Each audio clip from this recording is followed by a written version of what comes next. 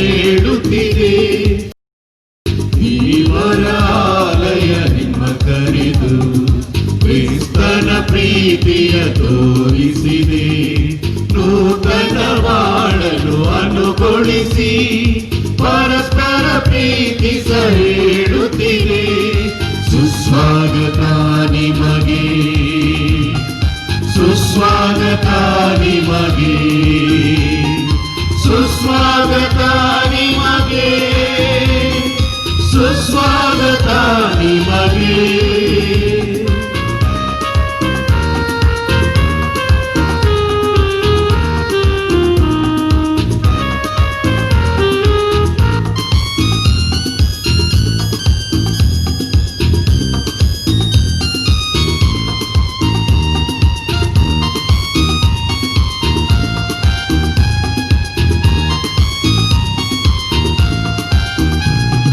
ಹಸಿರಿನ ಬನದಲ್ಲಿ ಹೂವರಳಿ ಸುಂದರ ಪರಿಮಳ ಸೂಸುತ್ತಿದೆ.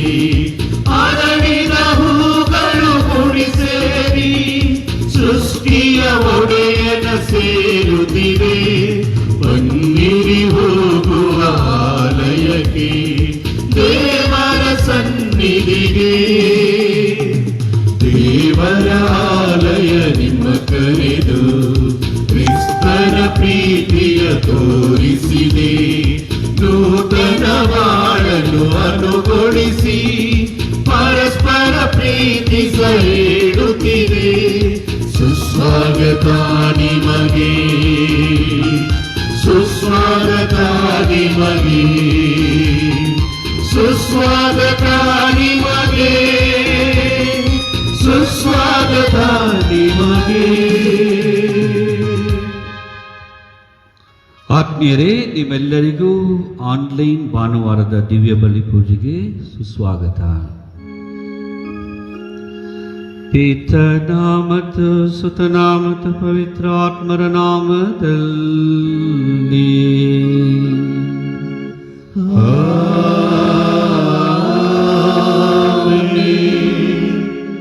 ನಮ್ಮ ಪ್ರಭು ಕ್ರಿಸ್ತರ ಕೃಪಾವರವು, ದೇವರ ಪ್ರೀತಿಯು, ಪವಿತ್ರಾತ್ಮರ ನ್ಯೂನ್ಯತೆಯು ನಿಮ್ಮೆಲ್ಲರೊಡನೆ ಇರಲಿ.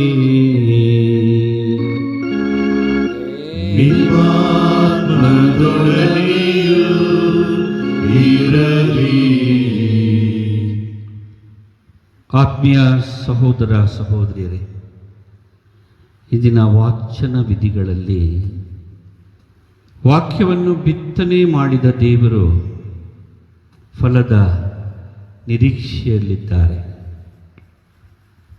ಬಿತ್ತನೆಗೊಂಡು ಫಲವನ್ನು ನೀಡುವ ನಮ್ಮೆಲ್ಲರ ಸಲುವಾಗಿ ಕಾಯುತ್ತಿದ್ದಾರೆ. ಈ ದಿವ್ಯ ಬಲಿ ಪೂಜೆಯಲ್ಲಿ ಯೋಗ್ಯವಾಗಿ ಭಾಗಿಯಾಗಲು ನಮ್ಮ ತಪ್ಪುಗಳನ್ನು ಒಪ್ಪೋಣ. ಸರ್ವಶಕ್ತ ದೇವರಿಗೂ ಸಹೋದರ ಸಹೋದರಿಯರೇ, ನಿಮಗೂ ಯೋಚನೆಯಿಂದಲೂ ನುಡಿಯಿಂದಲೂ ನಡತೆಯಿಂದಲೂ ಕರ್ತವ್ಯ ಲೋಪದಿಂದಲೂ ನಾನು ಅನೇಕ ಪಾಪಗಳನ್ನು ಮಾಡಿದ್ದೇನೆಂದು ನಿವೇದಿಸುತ್ತೇನೆ. ನನ್ನ ಪಾಪವೇ, ನನ್ನ ಪಾಪವೇ, ನನ್ನ ಮಹಾಪಾಪವೇ. ಆದುದರಿಂದ ಸದಾ ಕನ್ನಿಕೆಯಾದ ಸಂತ ಮರಿಯಮ್ಮನವರನ್ನು, ಸಕಲ ದೇವದೂತರನ್ನು, ಸಂತರನ್ನು, ಸಹೋದರ ಸಹೋದರಿಯರೇ, ನಿಮ್ಮನ್ನು ನನಗಾಗಿ ನಮ್ಮ ಪ್ರಭು ದೇವರನ್ನು ಪ್ರಾರ್ಥಿಸಬೇಕೆಂದು ಬೇಡಿಕೊಳ್ಳುತ್ತೇನೆ. ಸರ್ವಶಕ್ತ ದೇವರು ನಮಗೆ ದಯೆ ತೋರಿಸಿ ನಮ್ಮ ಪಾಪಗಳನ್ನು ಕ್ಷಮಿಸಿ ನಮ್ಮೆಲ್ಲರನ್ನು ನಿತ್ಯ ಜೀವದೆಡೆಗೆ ಕರೆದೊಯ್ಯಲಿ. ಆಮೆನ್.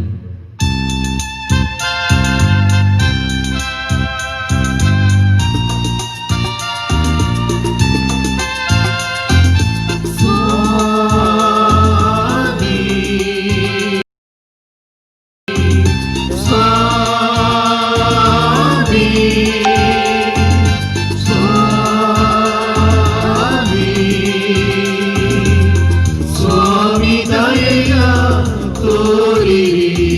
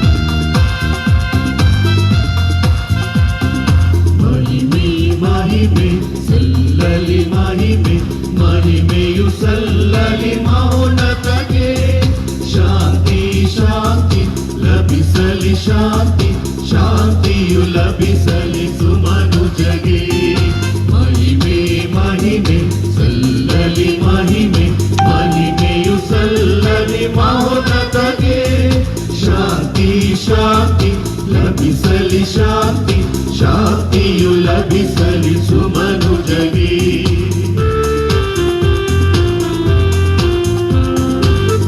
ಕರ್ತ ದೇವರೇ ಪರಲೋಕರಾಜರೇ ಸರ್ವಶಕ್ತ ಪಿತನೇ ನಾವು ನಿಮ್ಮನ್ನು ಹೊಗಳುವೆವು ಸ್ತುತಿಸುವೆವು ಮಹಿಮೆ ಪಡಿಸುವೆವು ನಿಮ್ಮಯ ಉನ್ನತ ಮಹಿಮೆಗಾಗಿ ವಂದಿಸಿ ನಮಿಸುವೆವು ಮಹಿಮೆ ಮಹಿಮೆ ಸಲ್ಲಲಿ ಮಹಿಮೆ ಮಹಿಮೆಯು ಸಲ್ಲಲಿ ಮಹೋನ್ನತಗೆ ಶಾಂತಿ ಶಾಂತಿ ಲಭಿಸಲಿ ಶಾಂತಿ ಶಾಂತಿಯು ಲಭಿಸಲಿ ಸುಮನುಜಗೆ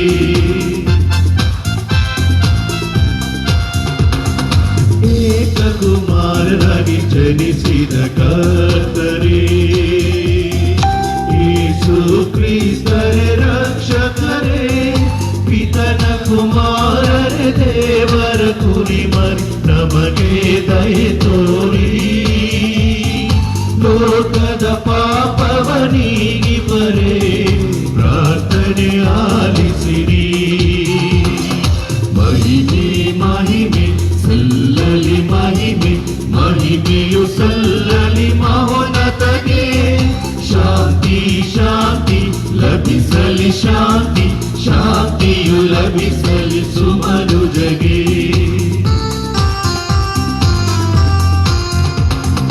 ನೀವೊಬ್ಬರೇ ನಮ್ಮ ಪರಿಶುದ್ಧ ದೇವರು ನೀವೊಬ್ಬರೇ ನಮ್ಮ ಕರ್ತರು ನೀವೊಬ್ಬರೇ ಮಹೋನ್ನತರು ಯೇಸು ಕ್ರಿಸ್ತರೇ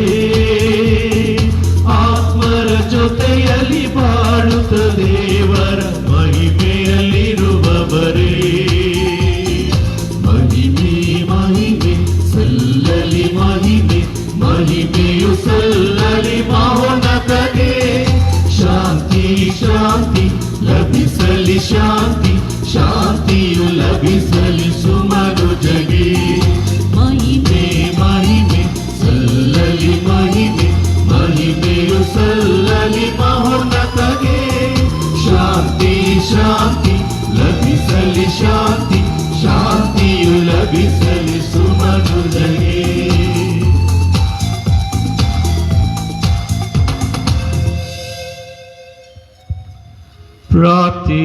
ಪ್ರಾರ್ಥಿಸೋಣ. ದೇವರೇ, ದಾರಿ ತಪ್ಪಿ ನಿಮ್ಮಿಂದ ಅಗಲಿ ಹೋದವರು ಸನ್ಮಾರ್ಗಕ್ಕೆ ಹಿಂತಿರುಗುವಂತೆ ನಿಮ್ಮ ಸತ್ಯದ ಬೆಳಕನ್ನು ಅವರೆಡೆಗೆ ತೋರಿಸುತ್ತೀರಿ. ತಾವು ನಿವೇದಿಸುವ ವಿಶ್ವಾಸದ ನಿಮಿತ್ತ ಕ್ರೈಸ್ತರೆನಿಸಿಕೊಂಡವರು ಕ್ರಿಸ್ತರ ನಾಮಕ್ಕೆ ವಿರುದ್ಧವಾದದ್ದೆಲ್ಲವನ್ನೂ ತ್ಯಜಿಸಿ ಆ ನಾಮಕ್ಕೆ ಗೌರವ ತರುವುದೆಲ್ಲವುಗಳ ಬಗ್ಗೆ ಶ್ರಮಿಸುವಂತೆ ನಿಮ್ಮ ಕೃಪಾವರವನ್ನು ದಯಪಾಲಿಸಿರಿ. ನಿಮ್ಮೊಂದಿಗೆ ಪವಿತ್ರಾತ್ಮರ ಐಕ್ಯದಲ್ಲಿ ದೇವರಾಗಿ ಯುಗ ಯುಗಾಂತರಕ್ಕೂ ಜೀವಿಸಿ ಆಳುವ ನಮ್ಮ ಪ್ರಭು ನಿಮ್ಮ ಪುತ್ರರು ಆಗಿರುವ ಯೇಸು ಕ್ರಿಸ್ತರ ಮುಖಾಂತರ ನಿಮ್ಮನ್ನು ಪ್ರಾರ್ಥಿಸುತ್ತೇವೆ.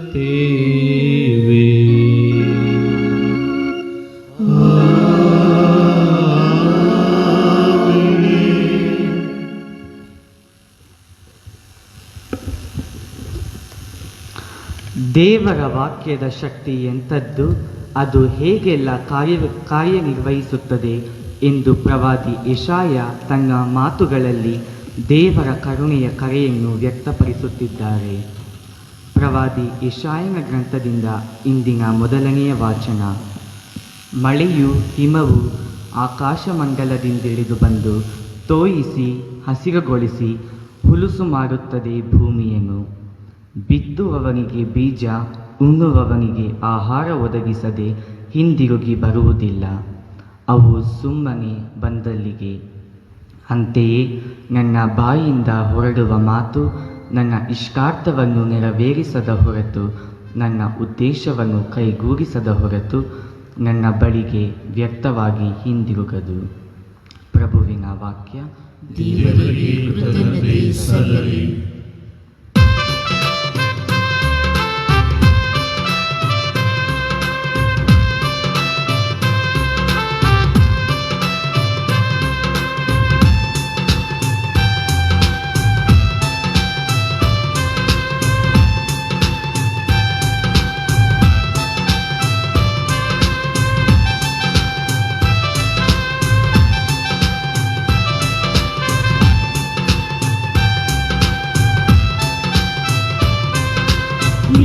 ಮಧುರ ವಾಕ್ಯವನ್ನು ದಿವಾಲಿಸನಾನೆಂದು ಬಂದೀರು. ನಿಮ್ಮ ಅಮರ ವಾಕ್ಯವನ್ನು ದಿವಪಾಲಿಸನಾನೆಂದು ಬಂದೀರು. ನಿಮ್ಮ ಮಧುರ ವಾಕ್ಯವನ್ನು ದಿವಪಾಲಿಸನಾನೆಂದು ಬಂದೀರು. ನಿಮ್ಮ ಅಮರ ವಾಕ್ಯವನ್ನು ದಿವಪಾಲಿಸನಾನೆಂದು ಬಂದೀರು.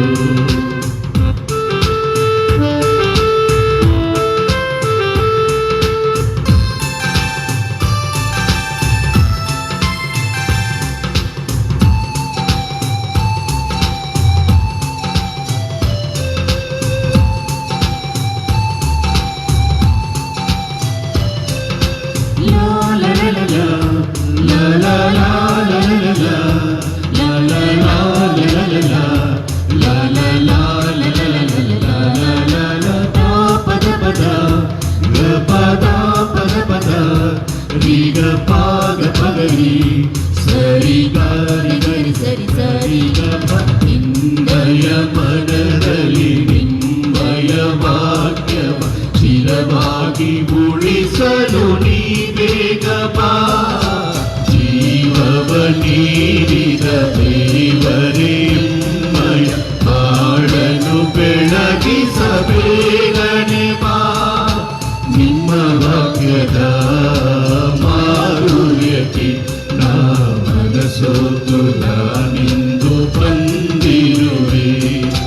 ಓ ಯೇಸುದೇವ, ನಿಮ್ಮ ಮಧುರ ವಾಣಿಯ ಸ್ಮರಿಸಲು ನಾನೆಂದು ಬಂದಿಹೆನು. ಓ ಯೇಸುದೇವ, ನಿಮ್ಮ ಅಮರ ವಾಕ್ಯದಿ ನುಡಿಯಂತೆ ನಡೆಸೆಂದನು. ಓ ಯೇಸುದೇವ, ನನ್ನ ಚಲ ಬಾಳಿಗೆ ನಿರಳಾಗಿ ನಿಂತಿರವ ದೇವ, ನಿರಳಾಗಿ ನಿಂತಿರವ. ನಿಮ್ಮ ಮಧುರ ವಾಕ್ಯವನ್ನು ದಿವಾಲಿಸನಾನೆಂದು ಬಂದೀರು. ನಿಮ್ಮ ಅಮರ ವಾಕ್ಯವನ್ನು ದಿವಾಲಿಸನಾನೆಂದು ಬಂದೀರು. ನಿಮ್ಮ ಅಮರ ವಾಕ್ಯವನ್ನು ದಿವಾಲಿಸನಾನೆಂದು ಬಂದೀರು.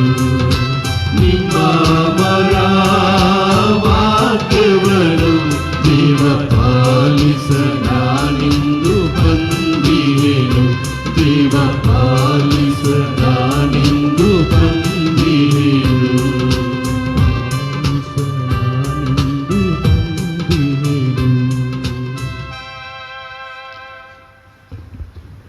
ಲೌಕಿಕ ಕಷ್ಟಗಳು ಎದುರಾದಾಗ ನಿಟ್ಟುಸಿರು ಬಿಟ್ಟು ರೋಧಿಸುವುದು ಮನುಷ್ಯನ ಸಹಜ ಗುಣ. ಆದರೆ ಇದು ಕ್ಷಣಿಕ. ಮುಂದೆ ಬರುವ ಮಹಿಮೆಗೆ ದಾವುಗಾಲು. ಆದ್ದರಿಂದ ಲೌಕಿಕ ಕಷ್ಟಗಳಿಗಾಗಿ ಚಿಂತಿಸಬೇಕಾಗಿಲ್ಲ ಎಂದು ಸಂತ ಪೌಲ ಈ ವಾಚನದಲ್ಲಿ ತಿಳಿಸುತ್ತಾನೆ. ಪೌಲನು ರೋಮನರಿಗೆ ಬರೆದ ಪತ್ರದಿಂದ ಇಂದಿನ 2ನೇ ವಾಚನ. ಸಹೋದರರೇ, ಇಂದಿನ ಕಾಲದಲ್ಲಿ ನಾವು ಅನುಭವಿಸುತ್ತಿರುವ ಕಷ್ಟ ಸಂಕಟಗಳು ಮುಂದೆ ನಮಗೆ ಪ್ರತ್ಯಕ್ಷವಾಗಲಿರುವ ಮಹಿಮೆಯೊಂದಿಗೆ ಹೋಲಿಸುವುದಕ್ಕೂ ಬಾರದವುಗಳು ಎಂದು ನಾನು ಎನಿಸುತ್ತೇನೆ. ದೇವರ ಮಕ್ಕಳ ಮಹಿಮೆಯು ಯಾವಾಗ ಪ್ರತ್ಯಕ್ಷವಾದೀತೋ ಎಂದು ಸೃಷ್ಟಿ ಸಮಸ್ತವು ಬಹು ಉತ್ಸುಕತೆಯಿಂದ ಎದುರು ನೋಡುತ್ತಿದೆ. ಸರ್ವ ಸೃಷ್ಟಿಯು ನಿರರ್ಥಕತೆಯ ಒಳಗಾಯಿತು. ಇದು ಅದರ ಸ್ವಂತ ಇಚ್ಛೆಯಿಂದಲ್ಲ, ದೇವರ ಇಚ್ಛೆಯಿಂದಲೇ ಆಯಿತು. ಆದರೂ ಸೃಷ್ಟಿಗೆ ನಿರೀಕ್ಷೆ ಹೊಂದಿದೆ. ಅದೇನೆಂದರೆ, ಸೃಷ್ಟಿಯು ಸಹ ವಿನಾಶ ವಿಧಿಯಿಂದ ಬಿಡುಗಡೆಯಾಗಿ ದೇವರ ಮಕ್ಕಳ ಮಹಿಮಾಯುತ ಸ್ವಾತಂತ್ರ್ಯದಲ್ಲಿ ಪಾಲುಗೊಳ್ಳುತ್ತದೆ ಎಂಬುದೇ. ಸೃಷ್ಟಿ ಸಮಸ್ತವು ಇಂದಿನವರೆಗೆ ನರಳುತ್ತಾ ಪ್ರಸವ ವೇದನೆ ಪಡುತ್ತಾ ಇದೆ ಎಂಬುದು ನಮಗೆ ತಿಳಿದಿದೆ. ಸೃಷ್ಟಿ ಮಾತ್ರವಲ್ಲ, ದೇವರ ಕೃಪಾವರಗಳಲ್ಲಿ ಪ್ರಥಮ ಫಲವಾಗಿ ಪವಿತ್ರಾತ್ಮ ಅವರನ್ನೇ ಪಡೆದಿರುವ ನಾವು ಸಹ ನಮ್ಮೊಳಗೆ ನರಳುತ್ತಿದ್ದೇವೆ. ದೇವರ ಮಕ್ಕಳಿಗೆ ದೊರೆಯುವ ಸೌಭಾಗ್ಯವನ್ನು, ನಮ್ಮ ಸಂಪೂರ್ಣ ವಿಮೋಚನೆಯನ್ನು ನಿರೀಕ್ಷಿಸುತ್ತಿದ್ದೇವೆ. ಪ್ರಭುವಿನ ವಾಕ್ಯ. ದೇವರಿಗೆ ಕೃತಜ್ಞತೆ ಸಲ್ಲಲಿ.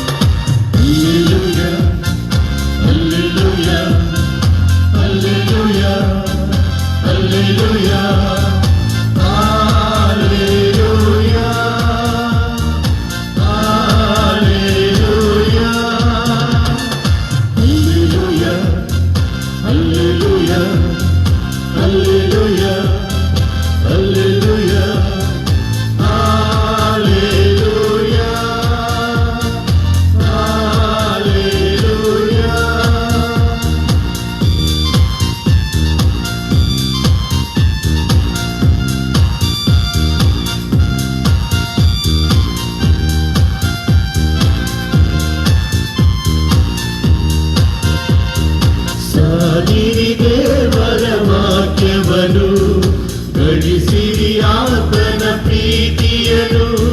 ಸಾರಿರಿ ದೇವರ ವಾಕ್ಯವನ್ನು ಗಳಿಸಿರಿ ಆತನ ಪ್ರೀತಿಯನು. ಹಲ್ಲೆಲೂಯ, ಹಲ್ಲೆಲೂಯ, ಹಲ್ಲೆಲೂಯ, ಹಲ್ಲೆಲೂಯ,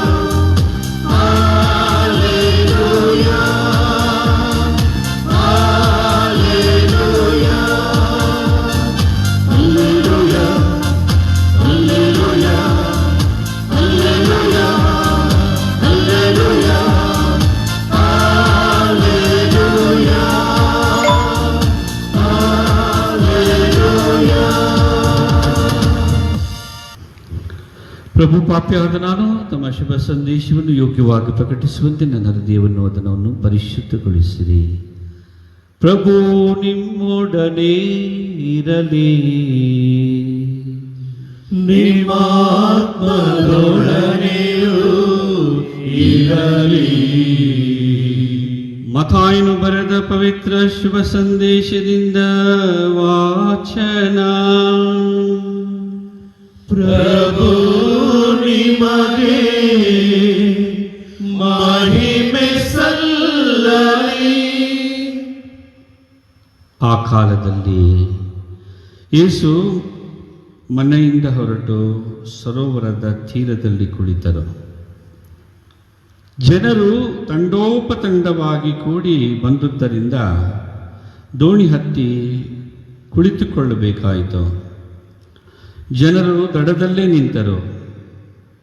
ಆಗ ಯೇಸು ಅವರಿಗೆ ಅನೇಕ ವಿಷಯಗಳನ್ನು ಸಾಮರ್ಥ್ಯ ರೂಪದಲ್ಲಿ ಹೇಳಿದರು. ಒಬ್ಬ ರೈತ ಬಿತ್ತುವುದಕ್ಕೆ ಹೋದ. ಬಿತ್ತನೆ ಮಾಡುತ್ತಿದ್ದಾಗ ಕೆಲವು ಬೀಜಗಳು ಕಾಲ್ದಾರಿಯಲ್ಲಿ ಬಿದ್ದವು. ಬಿದ್ದದ್ದೇ ಹಕ್ಕಿಗಳು ಬಂದು ಆ ಬೀಜಗಳನ್ನು ತಿಂದು ಬಿಟ್ಟವು. ಬೇರೆ ಕೆಲವು ಬೀಜಗಳು ಹೆಚ್ಚು ಮಣ್ಣಿದ್ದ ಕಲ್ಲು ನೆಲದ ಮೇಲೆ ಬಿದ್ದವು. ಅಲ್ಲಿ ಮಣ್ಣು ತೆಳ್ಳಗಿದ್ದುದರಿಂದ ಅವು ಬೇಗನೆ ಮೊಳೆತವು. ಆದರೆ ಬಿಸಿಲೇರಿದಾಗ ಬಾಡಿದವು. ಬೇರು ಬಲವಾಗಿಲ್ಲದ ಕಾರಣ ಒಣಗಿ ಹೋದವು.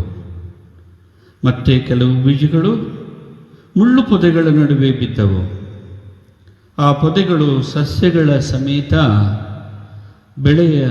ಬೆಳೆದು ಅವುಗಳನ್ನು ಅಡಗಿಸಿಬಿಟ್ಟವು. ಇನ್ನೂ ಕೆಲವು ಬೀಜಗಳು ಹದವಾದ ಭೂಮಿಯಲ್ಲಿ ಬಿದ್ದವು. ಅವು ಮೊಳೆತು ಬೆಳೆದು ತೆನೆ ಬಿಟ್ಟಿತು. ಕೆಲವು 100ರಷ್ಟು, ಮತ್ತು ಕೆಲವು 60ರಷ್ಟು, ಇನ್ನೂ ಕೆಲವು 30ರಷ್ಟು ಫಸಲನ್ನು ಕೊಟ್ಟವು. ಕೇಳಲು ಕಿವಿಯುಳ್ಳವನು ಕೇಳಿಕೊಳ್ಳಲಿ ಎಂದು ಒತ್ತಿ ಹೇಳಿದರು.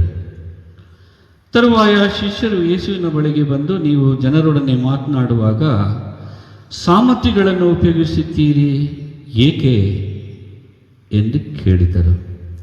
ಅದಕ್ಕೆ ಪ್ರತ್ಯುತ್ತರವಾಗಿ ಯೇಸು, ಸ್ವರ್ಗ ಸಾಮ್ರಾಜ್ಯದ ರಹಸ್ಯಗಳನ್ನು ಅರಿತುಕೊಳ್ಳುವ ಸದವಕಾಶ ಲಭಿಸಿರುವುದು ನಿಮಗೆ, ಅವರಿಗಲ್ಲ. ಉಳ್ಳವನಿಗೆ ಇನ್ನೂ ಹೆಚ್ಚಾಗಿ ಕೊಡಲಾಗುತ್ತೆ, ಅವನು ಸಮೃದ್ಧನಾಗುತ್ತಾನೆ. ಇಲ್ಲದವನಿಂದ ಇರುವ ಕಿಂಚಿತ್ತನ್ನು ಕಸಿದುಕೊಳ್ಳಲಾಗುತ್ತದೆ. ಅವರೊಡನೆ ಸಾಮರ್ಥ್ಯ ರೂಪದಲ್ಲಿ ಮಾತನಾಡುವುದಕ್ಕೆ ಕಾರಣ ಇದು. ಅವರು ಕಣ್ಣಾರೆ ನೋಡಿದರೂ ಕಾಣುವುದಿಲ್ಲ, ಕಿವಿಯಾರೆ ಕೇಳಿದರೂ ಕಿವಿಗೊಡುವುದಿಲ್ಲ, ಗ್ರಹಿಸುವುದೂ ಇಲ್ಲ. ಪ್ರವಾದಿ ಯೆಶಾಯನ ಈ ಪ್ರವಚನ ಅವರಲ್ಲಿ ಈಡೇರುತ್ತದೆ. ಕೇಳಿ ಕೇಳಿಯೂ ಗ್ರಹಿಸರು, ನೋಡಿ ನೋಡಿಯೂ ಕಾಣರು. ಈ ಜನರ ಹೃದಯ ಕಲ್ಲಾಗಿದೆ, ಕಿವಿ ಮಂದವಾಗಿದೆ, ಕಣ್ಣು ಮಬ್ಬಾಗಿದೆ. ಇಲ್ಲದಿದ್ದರೆ ಇವರ ಕಣ್ಣು ಕಾಣುತ್ತಾ, ಕಿವಿ ಕೇಳುತ್ತಾ, ಹೃದಯ ಗ್ರಹಿಸುತ್ತಾ ನನ್ನತ್ತ ತಿರುಗುತ್ತಿದ್ದರು. ದೇವರಾದ ನಾನಿರುವನು, ಸ್ವಸ್ಥಪಡಿಸುತ್ತಿದ್ದೇನೆ. ನೀವಾದರೋ ಭಾಗ್ಯವಂತರು, ನಿಮ್ಮ ಕಣ್ಣುಗಳು ಕಾಣುತ್ತವೆ, ಕಿವಿಗಳು ಕೇಳುತ್ತವೆ.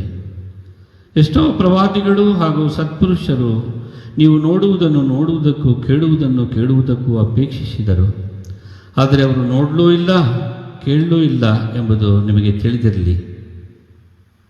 ಈಗ ಬಿತ್ತುವವನ ಸಾಮರ್ಥ್ಯ ಅರ್ಥವನ್ನು ಕೇಳಿ.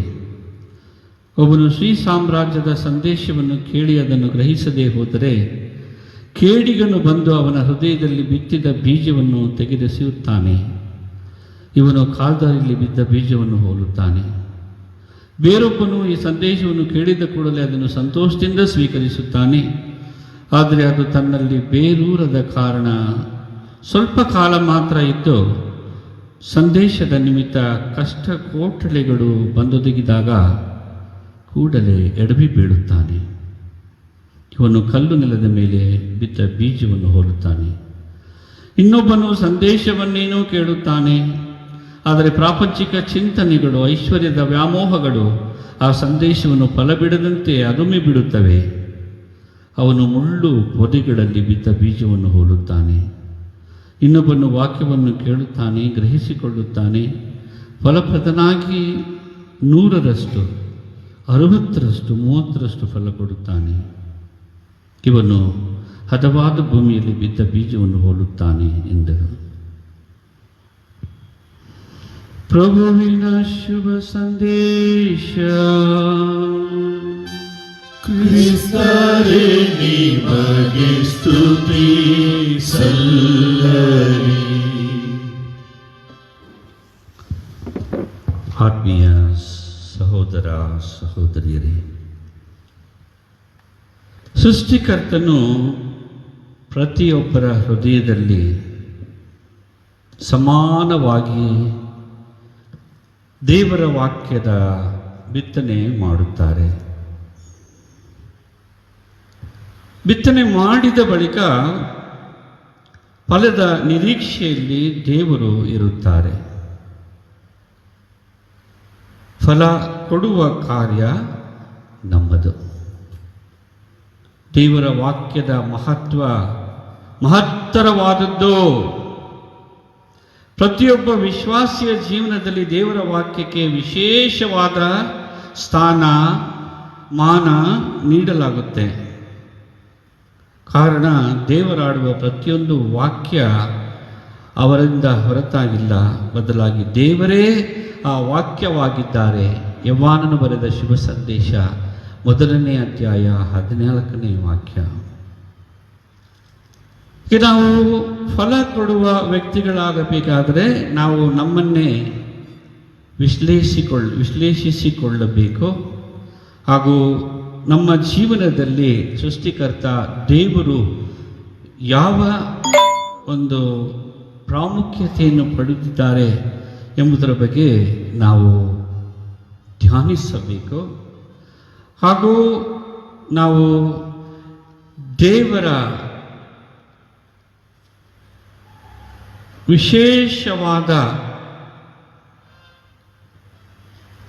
ಕರೆಗೆ ಹೋಗುಟ್ಟವರಾಗಿರಬೇಕು. ಹಾಗೂ ಪ್ರೀತಿಯ ಕುರಿತು ವಿಶ್ಲೇಷಣೆ ಮಾಡಬೇಕು. ಮತ್ತು ಎಲ್ಲಕ್ಕಿಂತ ಹೆಚ್ಚಾಗಿ ಕುಟುಂಬದಲ್ಲಿ ಇರುವ ಪವಿತ್ರ ಬೈಬಲ್ ಬಗೆಯ ನಿಯಮಗಳನ್ನು ಪಾಲಿಸುವವರಾಗಬೇಕು. ಮತ್ತು ಎಲ್ಲಕ್ಕಿಂತ ಹೆಚ್ಚಾಗಿ ಮಾನವೀಯತೆ ನಮ್ಮ ಎದೆಯಾಳದಲ್ಲಿ ಮನೆ ಮಾಡುವಂತೆ ನಮ್ಮನ್ನೇ ಸಮರ್ಪಿಸಿಕೊಳ್ಳಬೇಕು. ಹೀಗೆ ಮಾಡಿದ ಪಕ್ಷದಲ್ಲಿ ನಾವು ಫಲಪ್ರದವಾಗಲು ಬಹಳ ಅನುಕೂಲವಾಗುವುದು. ಈಗ ಫಲ ಕೊಡುವ ನಾನು ಏನಾಗಿದ್ದೇನೆ? ಸಂತ ಪೌಲನು ಎಫೆಸಿಯರಿಗೆ ಬರೆದ ಪತ್ರ 1ನೇ ಅಧ್ಯಾಯ 3 ಮತ್ತು 3ರಿಂದ 8ನೇ ವಾಕ್ಯಗಳಲ್ಲಿ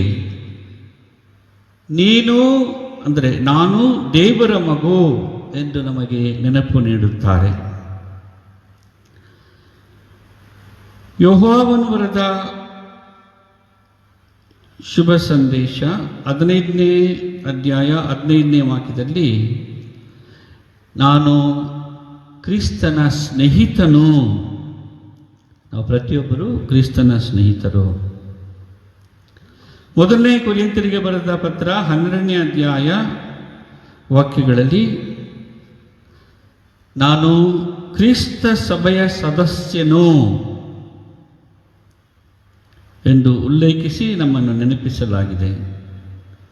ಫಿಲಿಪ್ಪಿಯರಿಗೆ ಬರೆದ ಪತ್ರ 3ನೇ ಅಧ್ಯಾಯ 20ನೇ ವಾಕ್ಯದಲ್ಲಿ ನಾನು ಪರಲೋಕದ ಪ್ರಜೆ. ಅದೇ ಎಫೆಸಿಯರಿಗೆ ಬರೆದ ಪತ್ರ 2ನೇ ಅಧ್ಯಾಯ 10ನೇ ವಾಕ್ಯದಲ್ಲಿ ನಾನು ಕ್ರಿಸ್ತನ ನಿರ್ಮಾಣ, ಪ್ರಭು ಕ್ರಿಸ್ತರು ನನ್ನನ್ನು ನಿರ್ಮಿಸಿದ್ದಾರೆ. ಹಾಗೂ ಸಂತ ಪೌಲನು 2ನೇ ಕೊರಿಂಥರಿಗೆ ಬರೆದ ಪತ್ರ 5ನೇ ಅಧ್ಯಾಯ 17ನೇ ವಾಕ್ಯದಲ್ಲಿ ನಾನು ನೂತನ ಸೃಷ್ಟಿಯಾಗಿದ್ದೇನೆ. 2ನೇ ಕೊರಿಂಥ್ಯ 5ನೇ ಅಧ್ಯಾಯ 18-21 ವಾಕ್ಯಗಳಲ್ಲಿ ನಾನು ದೇವರ ಸೇವಕನು. ರೋಮನರಿಗೆ ಬರೆದ ಪತ್ರ 5ನೇ ಅಧ್ಯಾಯ 1ನೇ ವಾಕ್ಯದಲ್ಲಿ ನಾನು ನಂಬಿಕೆ ಹೊಂದಿದವನಾಗಿ ನೀತಿವಂತನಾಗಿದ್ದೇನೆ. ಹಾಗೂ ಯೋಹಾನನು ಬರೆದ ಶುಭ ಸಂದೇಶ 10ನೇ ಅಧ್ಯಾಯ 28ನೇ ವಾಕ್ಯದಲ್ಲಿ ಕ್ರಿಸ್ತನ ಹಸ್ತಗಳಲ್ಲಿ ನಾನು ಸುರಕ್ಷಿತನು ಎಂದು ಹೇಳಲಾಗಿದೆ. ಹೀಗೆ ನಾನು ಎಂಬ ನನ್ನತನವನ್ನು ದೇವರು ಅತಿ ಅಮೂಲ್ಯವಾಗಿ ನಿರ್ಮಿಸಿ ಸ್ಥಾಪಿಸಿದ್ದಾರೆ. ಇಂತಹ ನಾನು ಎಂಬ ವ್ಯಕ್ತಿಗೆ ದೇವರ ವಾಕ್ಯದ ಬಿತ್ತನೆ ಮಾಡುತ್ತಾರೆ ಹಾಗೂ ಬಿತ್ತನೆ ಮಾಡಿದ ಬಳಿಕ ಫಲದ ನಿರೀಕ್ಷೆಯಲ್ಲಿ ಅವರು ಇದ್ದಾರೆ. ಹೀಗೆ ಈ ದೇವರು ನಮ್ಮನ್ನು ಅತಿ ಅಮೂಲ್ಯವಾಗಿ ನಿರ್ಮಿಸಿದ ದೇವರ ಒಂದು ಕೀರ್ತಿ, ಮಹತ್ವ ಹಾಗೂ ಅವರ ಒಂದು ಸ್ಥಾನ ಏನೆಂದರೆ, ಕೀರ್ತನೆಗಳು 91ನೇ ಅಧ್ಯಾಯ 9ನೇ ವಾಕ್ಯದಲ್ಲಿ ದೇವರು ನನ್ನ ಶರಣನು ಯೆಹೋವ ಮಸಿ. ಆದಿಕಾಂಡ 15ನೇ ಅಧ್ಯಾಯ 1ನೇ ವಾಕ್ಯದಲ್ಲಿ ದೇವರು ಗುರಾಣಿಯಾದಾತನು ಅಂದರೆ ಯೆಹೋವ ಮಾಕೇನ್.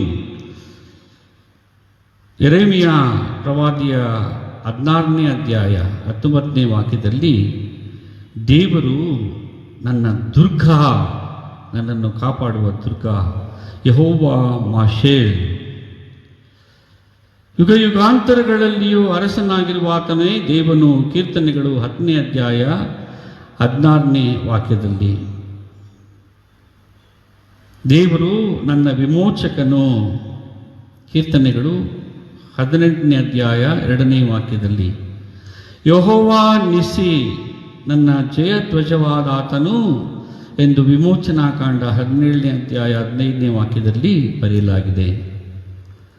ದೇವರು ನನ್ನ ಬೆಳಕು ಎಂದು ಕೀರ್ತನೆಗಳು 27ನೇ ಅಧ್ಯಾಯ 1ನೇ ವಾಕ್ಯದಲ್ಲಿ ಸಂಬೋಧಿಸಲಾಗಿದೆ.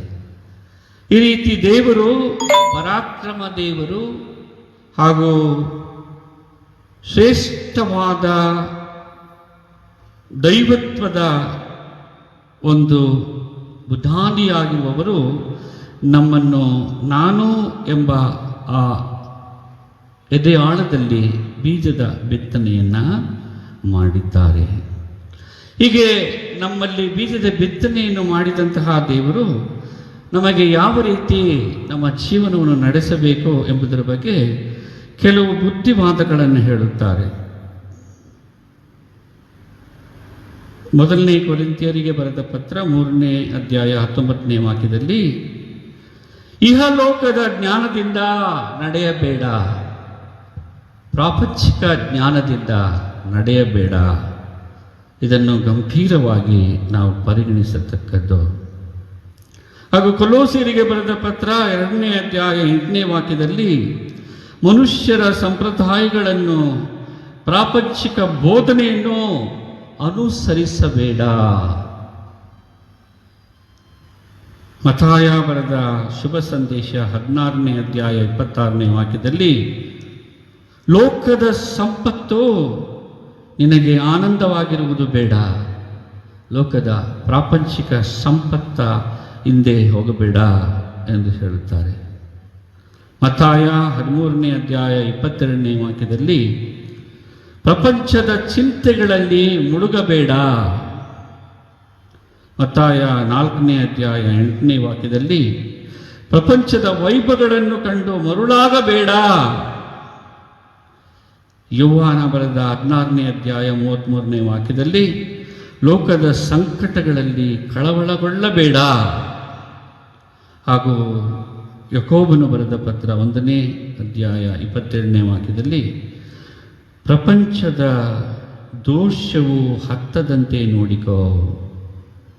ಈ ಎಲ್ಲ ಎಚ್ಚರಿಕೆಗಳನ್ನು, 7 ಬುದ್ಧಿವಾದಗಳನ್ನು ದೇವರು ನಮಗೆ ನೀಡುತ್ತಾರೆ. ನಾನು ಎಂಬ ವ್ಯಕ್ತಿತ್ವಕ್ಕೆ ಫಲ ನಾಮಾಂಕಿತವನ್ನು ಹೊಂದಿರುವಂತಹ ಪರಾತ್ಪರ ದೇವರು ಬುದ್ಧಿವಾದಗಳನ್ನು ನಮಗೆ ನೀಡುತ್ತಾ ನಾವೆಲ್ಲರೂ ಮನುಷ್ಯರಾಗಬೇಕೋ, ಮನುಷ್ಯತ್ವದಿಂದ ತುಂಬಿದವರಾಗಬೇಕೋ, ಮಾನವೀಯತೆಯ ಮೌಲ್ಯಗಳಲ್ಲಿ ಮರೆಯಬೇಕೋ ಎಂದು ನಮ್ಮನ್ನು ಮನುಷ್ಯರಾಗಲು ಕರೆಯುತ್ತಾರೆ. ಮನುಷ್ಯರಾಗುವುದು ಹೇಗೆ? ಒಬ್ಬ ವೈದ್ಯ ಸರ್ವೇ ಸಾಮಾನ್ಯವಾಗಿ ಅಥವಾ ವಾಸ್ತುಶಿಲ್ಪಿ ಆಗಬೇಕಾದರೆ, ಒಬ್ಬ ವೈದ್ಯ ಅಥವಾ ಒಂದು ವಾಸ್ತುಶಿಲ್ಪಿ ಆಗಬೇಕಾದ್ರೆ 5 ವರ್ಷಗಳಲ್ಲಿ ಕನಿಷ್ಠ 50 ಪುಸ್ತಕಗಳನ್ನು ಓದಬೇಕು.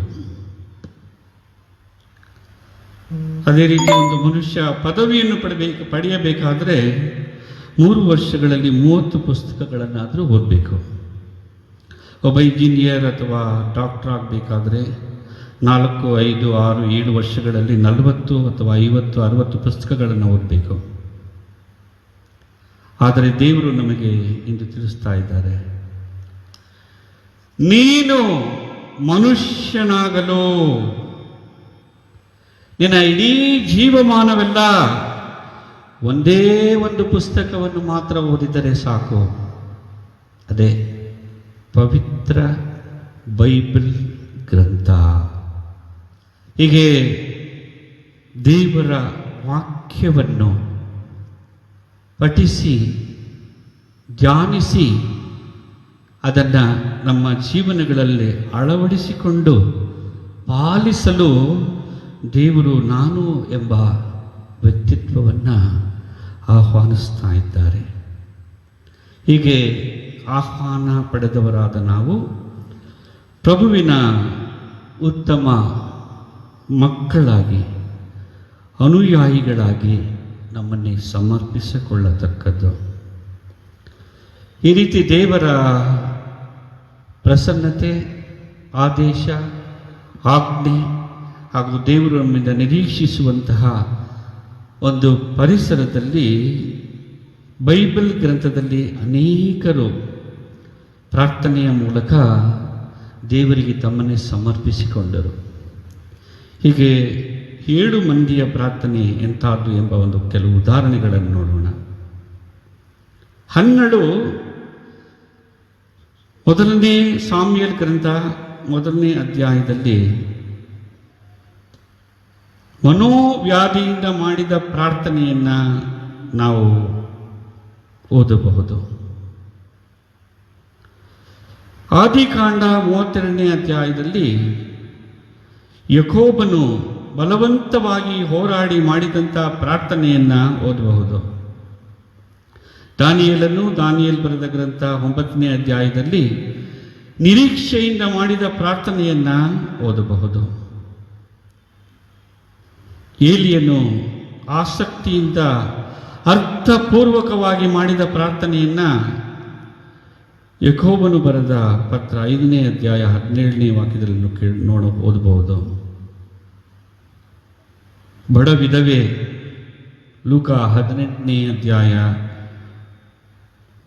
ಬೇಸರಗೊಳ್ಳದೆ ಮಾಡಿದ ಪ್ರಾರ್ಥನೆಯನ್ನು ನಾವು ಓದಬಹುದು.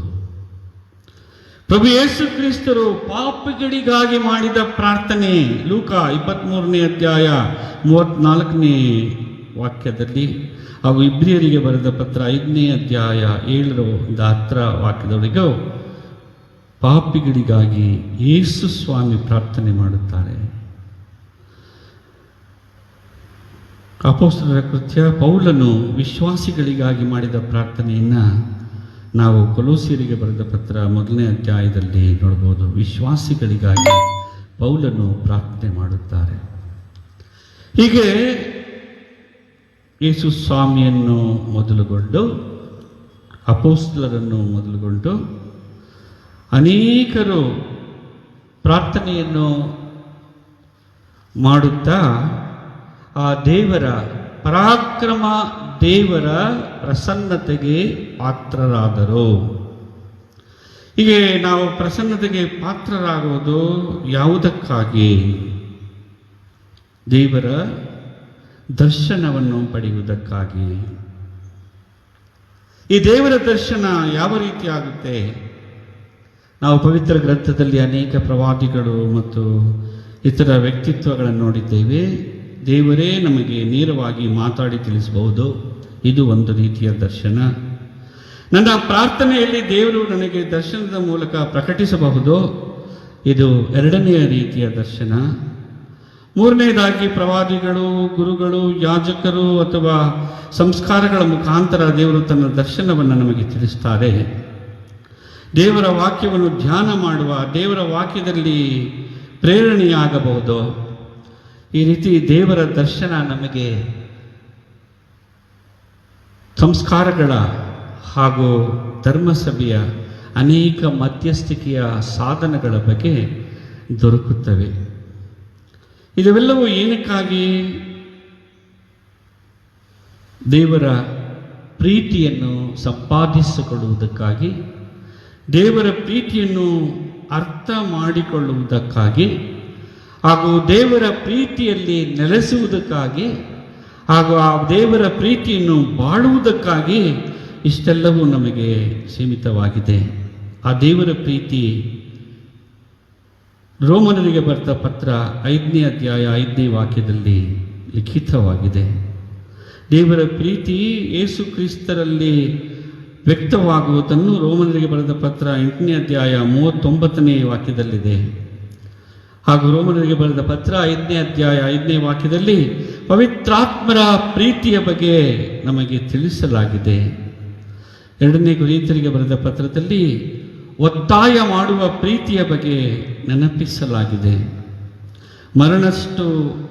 ಮರಣದಷ್ಟು ಬಲವಾದ ಪ್ರೀತಿ ಪರಮ ಗೀತೆಗಳು 8ನೇ ಅಧ್ಯಾಯ 6ನೇ ವಾಕ್ಯದಲ್ಲಿ ನೀಡಲಾಗಿದೆ. ಮತ್ತೊಬ್ಬರಿಗೆ ಕೇಡು ಮಾಡದ ಪ್ರೀತಿ ರೋಮನರಿಗೆ ಬರೆದ ಪತ್ರ 13ನೇ ಅಧ್ಯಾಯ 10ನೇ ವಾಕ್ಯದಲ್ಲಿ ನೀಡಲಾಗಿದೆ. ಭಕ್ತಿ ವೃತ್ತಿಯನ್ನುಂಟು ಮಾಡುವ ಪ್ರೀತಿ 1ನೇ ಕೊರಿಂಥರಿಗೆ ಬರೆದ ಪತ್ರ 8ನೇ ಅಧ್ಯಾಯದಲ್ಲಿ ನೀಡಲಾಗಿದೆ. ಈ ರೀತಿ ನಾನು ಎಂಬ ವ್ಯಕ್ತಿತ್ವಕ್ಕೆ ಬೀಜವನ್ನು ಬಿತ್ತಿದ ದೇವರು ಅವನಿಂದ ಫಲವನ್ನು ನಿರೀಕ್ಷಿಸುತ್ತಾ ಇದ್ದಾರೆ.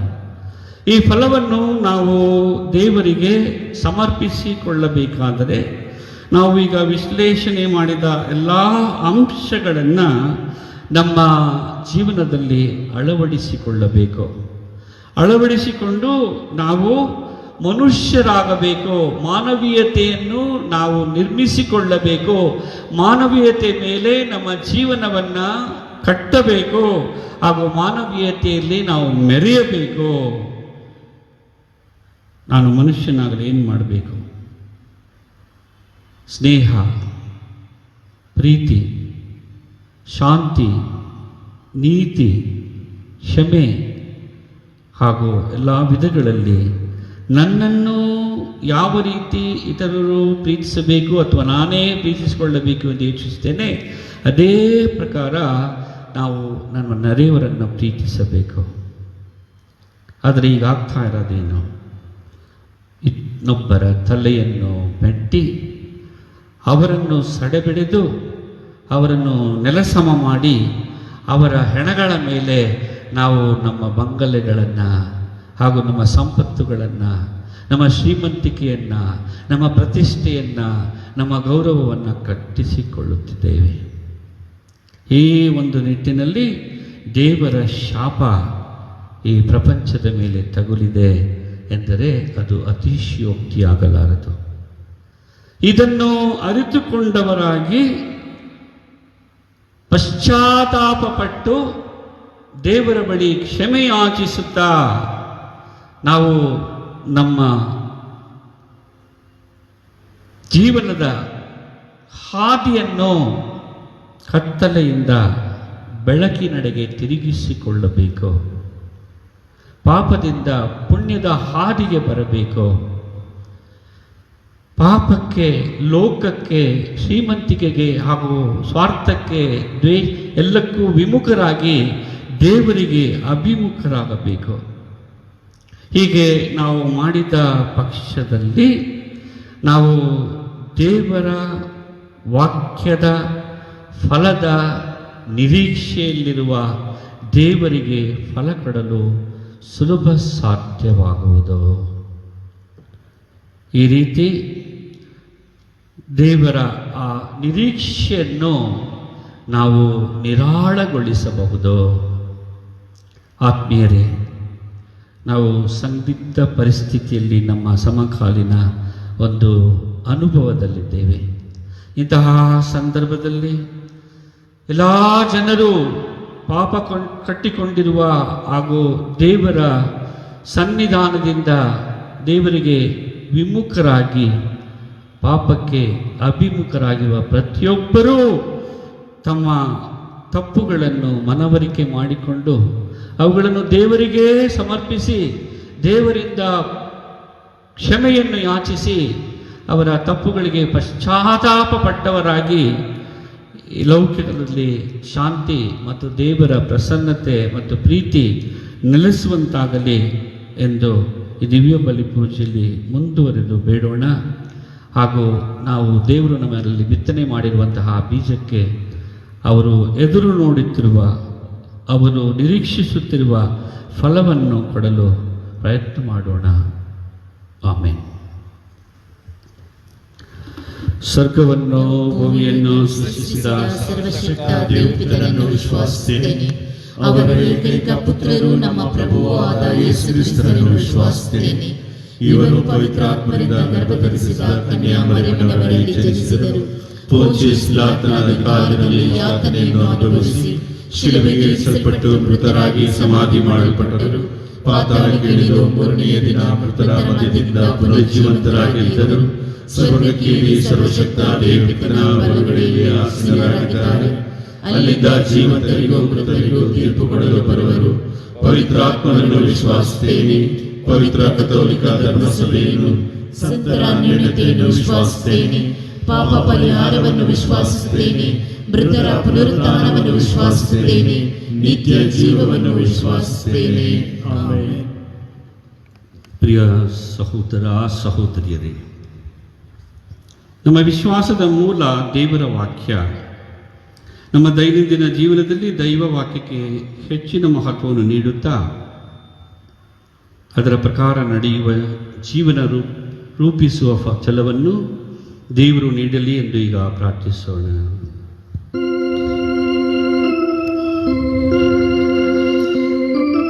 ಓ ದೇವರೇ, ನಮ್ಮ ಮೊರೆಯನ್ನು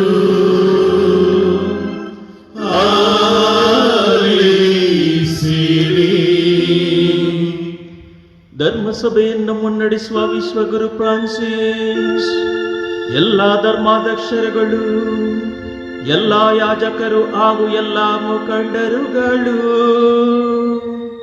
ದೈವ ವಾಕ್ಯದ ಬಿತ್ತನೆಯ ಕಾರ್ಯದಲ್ಲಿ ನಿರತರಾಗಿ ತಮ್ಮ ನಡೆ ಹಾಗೂ ನುಡಿಯಿಂದ ಸಾರುವಂತೆ ಪ್ರಾರ್ಥಿಸೋಣ. ಓ ದೇವರೇ, ನನ್ನ ಮೊರೆಯನ್ನು ಆಲಿಸಿರಿ. ದೇಶದ ಎಲ್ಲ ನಾಯಕರುಗಳು ದೇವರ ಸೇವೆಯನ್ನು ಜನರ ಸೇವೆಯ ಮಾಡುವುದರ ಮೂಲಕ ಎಂದರಿತು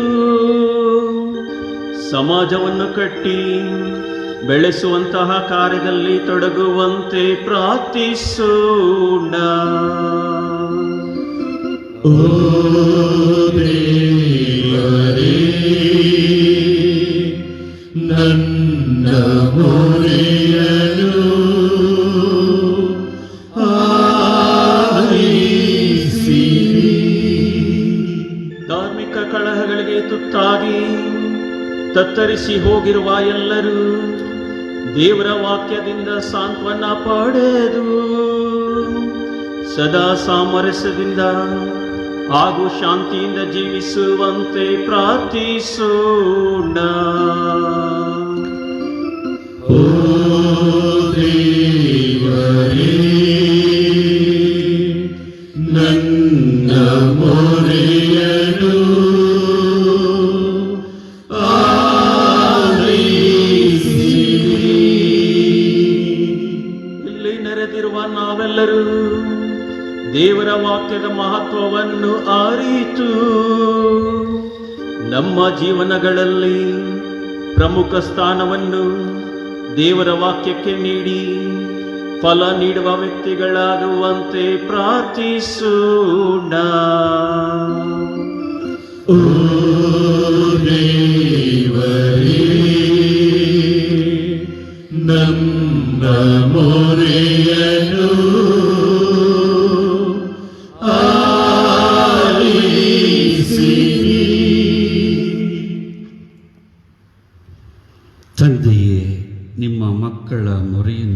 ಬೋಧಿಸಿರಿ.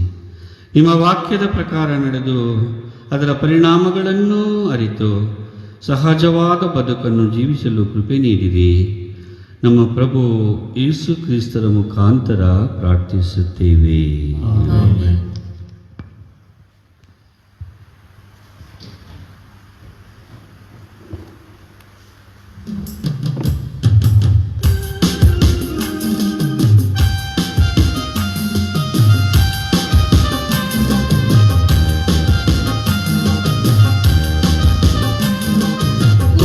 ದೇವನೇ ನನ್ನ ಈ ಕಾಣಿಕೆ ಸ್ವೀಕರಿಸುವ ನನ್ನ ಈ ಬೇಡಿಕೆ, ನನ್ನ ಈ ಬಾಳಿಗೆ ದಾರಿ ತೋರಿಸು, ನನ್ನ ಈ ಬಾಳನು ಹರಸಿ ನಡೆಯಿಸು. ಓ ದೇವನೇ ನನ್ನ ಈ ಕಾಣಿಕೆ ಸ್ವೀಕರಿಸುವ ನನ್ನ ಈ ಬೇಡಿಕೆ.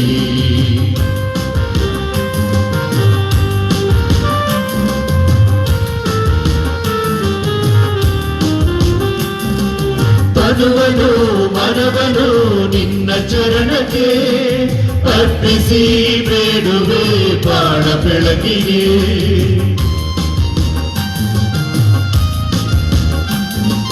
ತನುವನು ಮನವನು ನಿನ್ನ ಚರಣಕ್ಕೆ ಅರ್ಪಿಸಿ ಬೇಡುವೆ ಬಾಳ ಬೆಳಕಿಗೆ. ഇരുಳು ಅಳಿಸು ಬೆಳಕು ಹರಿಸು, ഇരുಳು ಅಳಿಸು ಬೆಳಕು ಹರಿಸು, ನನ್ನ ಬಾಳನು ಅರಳಿಸು, ನನ್ನ ಬಾಳನು ಅರಳಿಸು. ಓ ದೇವನೇ ನನ್ನ ಈ ಕಾಣಿಕೆ ಸ್ವೀಕರಿಸುವ ನನ್ನ ಈ ಬೇಡಿಕೆ. ಸಹೋದರ ಸಹೋದರಿಯರೇ, ನನ್ನ ಮತ್ತು ನಿಮ್ಮ ಬಳಿಯು ಸರ್ವಶಕ್ತ ಪಿತನಾದ ದೇವರಿಗೆ ಅಂಗೀಕೃತವಾಗುವಂತೆ ಪ್ರಾರ್ಥಿಸಿರಿ. ಪ್ರಭು ತಮ್ಮ ನಾಮದ ಸ್ತುತಿ ಹಾಗೂ ಮಹಿಮೆಗಾಗಿಯೂ ನಮ್ಮ ಮತ್ತು ತಮ್ಮ ಇಡೀ ಪವಿತ್ರ ಧರ್ಮಸಭೆಯ ಒಳಿತಿಗಾಗಿಯೂ ಈ ಬಲಿಯನ್ನು ನಿಮ್ಮ ಕರಗಳಿಂದ ಸ್ವೀಕರಿಸಲಿ. ಪ್ರಭು ನಿಮ್ಮನ್ನು ಪ್ರಾರ್ಥಿಸುವ ಧರ್ಮಸಭೆಯ ಕಾಣಿಕೆಗಳನ್ನು ದಯೆಯಿಂದ ವೀಕ್ಷಿಸಿರಿ. ಇವುಗಳನ್ನು ಸ್ವೀಕರಿಸುವ ವಿಶ್ವಾಸಿಗಳು ಮತ್ತಷ್ಟು ಅಧಿಕ ಪಾವನತೆಯನ್ನು ಪಡೆಯುವಂತೆ ಅನುಗ್ರಹಿಸಿರಿ. ನಮ್ಮ ಪ್ರಭು ಕ್ರಿಸ್ತರ ಮುಖಾಂತರ ನಿಮ್ಮನ್ನು ಪ್ರಾರ್ಥಿಸುತ್ತೇವೆ.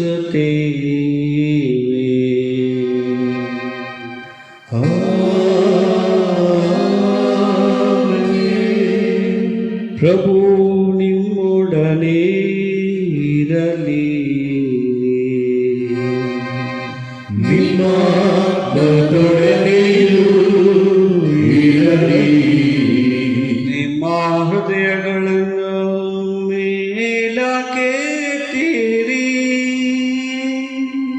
ಪ್ರಭುವಿನ ಕಡೆಗೆ ಎತ್ತಿದ್ದೇವೆ.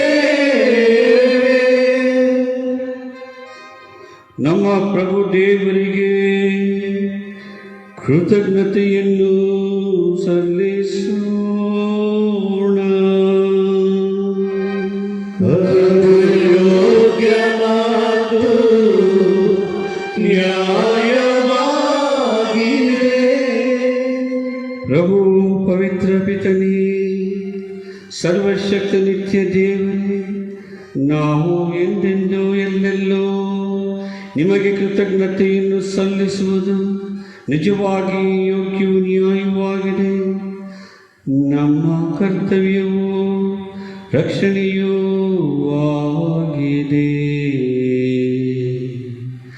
ಏಕೆಂದರೆ ನಮ್ಮ ಸ್ತುತಿ ನಿಮಗೆ ಅಗತ್ಯವಿಲ್ಲದಿದ್ದರೂ ನಮ್ಮ ಉಪಕಾರ ಸ್ಮರಣೆಯೇ ನಿಮ್ಮ ಕೊಡುಗೆಯಾಗಿದೆ.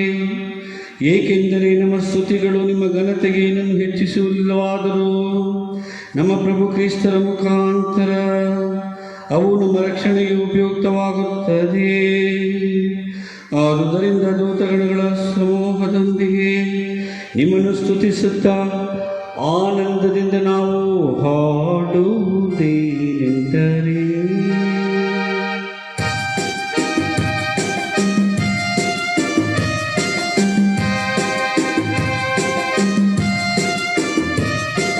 ಪರಮ ಪೂಜ್ಯ ದೇವರೇ, ಪರಮ ಪಾವನಾತ್ಮನೇ, ಶ್ರೀನದೀಶ ದೇವನೇ, ಪರಮ ಪೂಜ್ಯನೇ, ನಿನ್ನ ನಾಮ ಮಹಿಮೆಗೆ ಜೈಕಾರ ಸ್ತೋತ್ರವು, ಜೈಕಾರ ಸ್ತೋತ್ರವು. ಬಾನು ಭೂಮಿಯು ತುಂಬಿದೆ ನಿನ್ನ ತೇಜ ಶೋಭೆಯು, ನಿನ್ನ ನಾಮ ಮಹಿಮೆಗೆ ಜೈಕಾರ ಸ್ತೋತ್ರವು, ಜೈಕಾರ ಸ್ತೋತ್ರವು. ದೇವ ನಿನ್ನ ನಾಮದಲ್ಲಿ ಬರುವರಾಶೀರ್ವದಿತರು, ನಿನ್ನ ನಾಮ ಮಹಿಮೆಗೆ ಜೈಕಾರ ಸ್ತೋತ್ರವು, ಜೈಕಾರ ಸ್ತೋತ್ರವು. ಪ್ರಭು, ನೀವು ನಿಜವಾಗಿಯೂ ಪರಿಶುದ್ಧರು, ಸರ್ವ ಪರಿಶುದ್ಧತೆಯ ಬಗ್ಗೆಯೂ ನೀವೇ. ಈ ಕೊಡುಗೆಗಳ ಮೇಲೆ ನಿಮ್ಮ ಪವಿತ್ರಾತ್ಮರನ್ನು ಇಬ್ಬನಿಯಂತೆ ಸುರಿಸಿ ಪಾವನಗೊಳಿಸಲಿ ಎಂದು ಪ್ರಾರ್ಥಿಸುತ್ತೇವೆ. ನಮಗಿವು ನಮ್ಮ ಪ್ರಭು ಯೇಸು ಕ್ರಿಸ್ತರ ಶರೀರ ಮತ್ತು ರಕ್ತವಾಗುವಂತೆ ಮಾಡಿರಿ. ಅವರನ್ನು ಪರಾಧೀನ ಮಾಡಲಾದ ಸಮಯದಲ್ಲಿ ಸ್ವಇಚ್ಛೆಯಿಂದ ತಮ್ಮ ಯಾತನೆಗೆ ಒಳಗಾದಾಗ ಅವರು ರೊಟ್ಟಿಯನ್ನು ತೆಗೆದುಕೊಂಡು ಕೃತಜ್ಞತೆಯನ್ನು ಸಲ್ಲಿಸಿ ಅದನ್ನು ಮುರಿದು ತಮ್ಮ ಶಿಷ್ಯರೆಲ್ಲರಿಗೂ ಕೊಡುತ್ತಾ ಹೀಗೆಂದರು,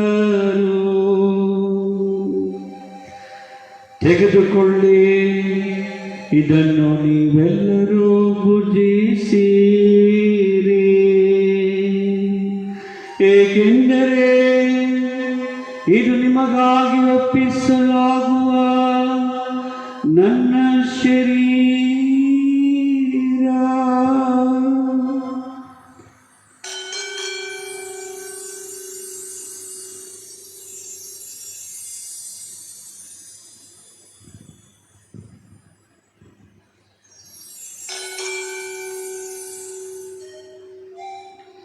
ಅಂತೆಯೇ ಭೋಜನದ ಅಂತ್ಯದಲ್ಲಿ ಅವರು ಪಾನ ಪಾತ್ರೆಯನ್ನು ತೆಗೆದುಕೊಂಡು ಮತ್ತೊಮ್ಮೆ ನಿಮಗೆ ಕೃತಜ್ಞತೆಯನ್ನು ಸಲ್ಲಿಸಿ ಅದನ್ನು ತಮ್ಮ ಶಿಷ್ಯರೆಲ್ಲರಿಗೂ ಕೊಡುತ್ತಾ ಹೀಗೆಂದರು, ತೆಗೆದುಕೊಳ್ಳಿ ಮತ್ತು ಇದರಿಂದ ನೀವೆಲ್ಲರೂ ಪಾನ ಮಾಡಿರಿ,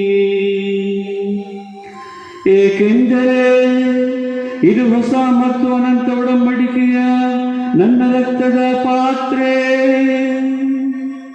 ಈ ರಕ್ತವು ನಿಮ್ಮ ಮತ್ತು ಅನೇಕರ ಪಾಪಗಳ ಪರಿಹಾರಕ್ಕಾಗಿ ಸುರಿಸಲಾಗುವುದು. ಇದನ್ನು ನನ್ನ ಸ್ಮರಣೆಗಾಗಿ ಮಾಡಿರಿ.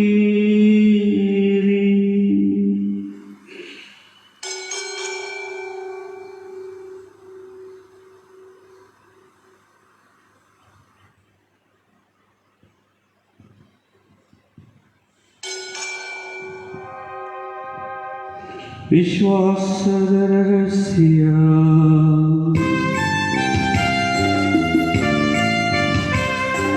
ಯೇಸುವಿನ ಮರಣವನ್ನು ಜಗಕ್ಕೆ ಸಾರುತ್ತೇವೆ ಅವರ ಪುನರುತ್ಥಾನವನ್ನು ಕೊಂಡಾಡುತ್ತೇವೆ ಅವರ ಪುನರಾಗಮನವನ್ನು ನಿರೀಕ್ಷಿಸುತ್ತೇವೆ ಅವರ ಪುನರಾಗಮನವನ್ನು ನಿರೀಕ್ಷಿಸುತ್ತೇವೆ. ಆದುದರಿಂದ ಪ್ರಭು ನಿಮ್ಮ ಸಮ್ಮುಖದಲ್ಲಿ ನಿಂತು ಸೇವೆ ಸಲ್ಲಿಸಲು ನಮ್ಮನ್ನು ಯೋಗ್ಯರು ಎಂದು ಪರಿಗಣಿಸಿದ್ದಕ್ಕಾಗಿ ನಿಮಗೆ ಕೃತಜ್ಞತೆಯನ್ನು ಸಲ್ಲಿಸುತ್ತೇವೆ. ಕ್ರಿಸ್ತರ ಮರಣ ಮತ್ತು ಪುನರುತ್ಥಾನದ ಸ್ಮರಣೆಯನ್ನು ಆಚರಿಸುತ್ತಾ ಜೀವವೀವ ರೊಟ್ಟಿಯನ್ನು ರಕ್ಷಣೆ ನೀಡುವ ಪಾತ್ರೆಯನ್ನು ನಿಮಗರ್ಪಿಸುತ್ತೇವೆ.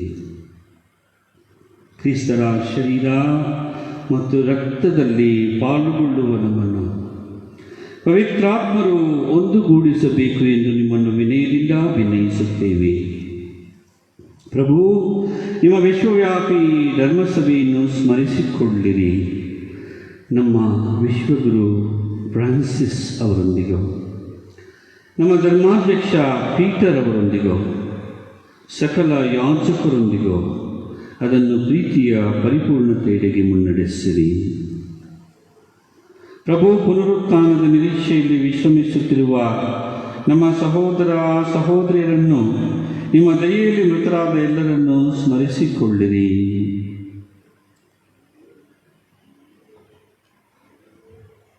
ಅವರನ್ನು ನಿಮ್ಮ ಸಮ್ಮುಖದ ಕೃಪೆಗೆ ಬರಮಾಡಿರಿ. ನಮ್ಮ ಮೇಲೂ ದಯೆ ತೋರಿ ದೇವಮಾತೆ ಪೂಜ್ಯ ಕನ್ಯಾಮರಿಯಮ್ಮನವರೊಂದಿಗೂ ಆಕೆಯ ಪತಿ ಸಂತ ಜೋಸೇಫರೊಂದಿಗೂ ಸಂತ 10ನೇ ಭಕ್ತಿನಾಥರೊಂದಿಗೂ ಪುನೀತ ಪ್ರೇಷಿತರೊಂದಿಗೂ ಎಲ್ಲ ಕಾಲಗಳಲ್ಲಿ ಮೆಚ್ಚುಗೆಗೆ ಪಾತ್ರರಾದ ಸಕಲ ಸಂತರೊಂದಿಗೂ ನಾವು ನಿತ್ಯ ಜೀವದಲ್ಲಿ ಸಹಭಾಗಿಗಳಾಗಿ ನಿಮ್ಮನ್ನು ಸ್ತುತಿಸಿ ಮಹಿಮೆಪಡಿಸುವಂತೆ ನಿಮ್ಮ ಪುತ್ರ ಯೇಸು ಕ್ರಿಸ್ತರ ಮುಖಾಂತರ ಪ್ರಾರ್ಥಿಸುತ್ತೇವೆ.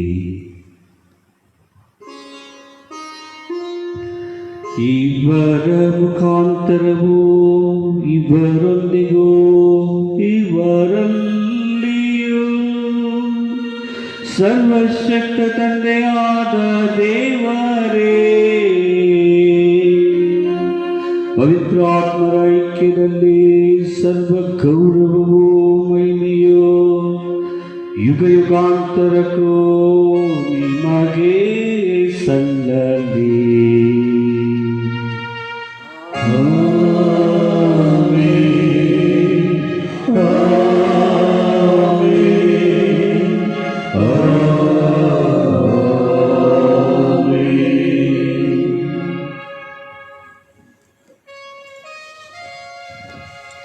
ಕ್ರಿಸ್ತರ ಆಜ್ಞೆಯ ಪ್ರಕಾರ ದೈವ ಬೋಧನೆಯಿಂದ ಶಿಕ್ಷಿತರಾಗಿ ನಾವು ಹಾಡುವುದೇನೆಂದರೆ,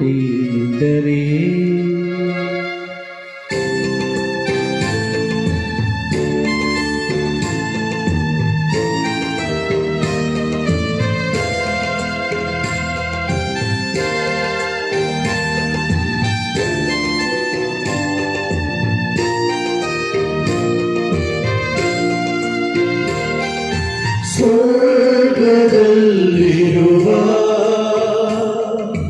ನಮ್ಮ ತಂದೆಯೇ, ನಿಮ್ಮ ನಾಮ ಪೂಜಿತವಾಗಲಿ, ನಿಮ್ಮ ರಾಜ್ಯ ಬರಲಿ, ನಿಮ್ಮ ಚಿತ್ತ ಸ್ವರ್ಗದಲ್ಲಿ ನೆರವೇರುವ ಪ್ರಕಾರ ಭೂಮಿಯಲ್ಲಿಯೂ ನೆರವೇರಲಿ. ನಮ್ಮ ಅನುದಿನದ ಆಹಾರವನ್ನು ಇಂದು ನಮಗೆ ನೀಡಿರಿ.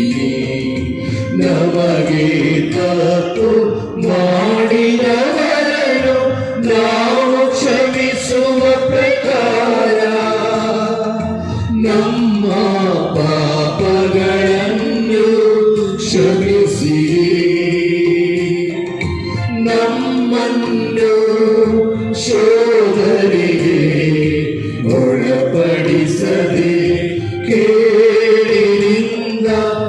ನಮ್ಮನ್ನು ರಕ್ಷಿಸಿರಿ, ನಮ್ಮನ್ನು ರಕ್ಷಿಸಿರಿ. ಪ್ರಭು, ಸಕಲ ಕೇಡುಗಳಿಂದ ನಮ್ಮನ್ನು ರಕ್ಷಿಸಿರಿ ಎಂದು ಪ್ರಾರ್ಥಿಸುತ್ತೇನೆ. ನಿಮ್ಮ ದಯೆಯ ನೆರವನ್ನು ಪಡೆದು ಪಾಪದಿಂದ ಸದಾ ವಿಮುಕ್ತರಾಗಿ ಎಲ್ಲ ಸಂಕಷ್ಟಗಳಿಂದ ಸುರಕ್ಷಿತರಾಗಿರುವಂತೆ ನಮ್ಮ ಜೀವಮಾನದಲ್ಲಿ ಶಾಂತಿಯನ್ನು ದಯೆಯಿಂದ ಕರುಣಿಸಿರಿ. ನಾವು ಸ್ವರ್ಗಾನಂದವನ್ನು, ನಮ್ಮ ರಕ್ಷಕ ಯೇಸು ಕ್ರಿಸ್ತರ ಆಗಮನವನ್ನು ನಿರೀಕ್ಷಿಸುತ್ತಿದ್ದೇವೆ.